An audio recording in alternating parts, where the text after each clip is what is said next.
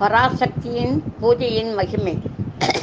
ஹரித்வாமாராத்ய பிரணத ஜன சௌபாகிய ஜனனீ புராணாரி பூத்வா புரரிபுமபிக்ஷோபமனயா ஸ்மரோமி த்வாம் நத்வா ரதிநயனலேख्येन வபுஷா முனீனாமவ்யந்த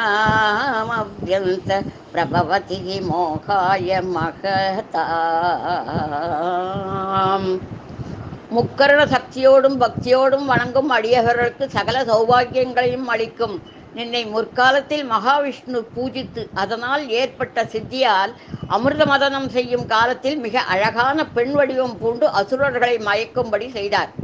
இதை அறிந்த ஈசன் அவ்வழகிய வடிவினை காண விரும்பி மகாவிஷ்ணுவும் அவ்வடிவம் பூண்டு முப்புறம் இருந்த திரிபுரமும் மோகிக்கும் வண்ணம் செய்தார்.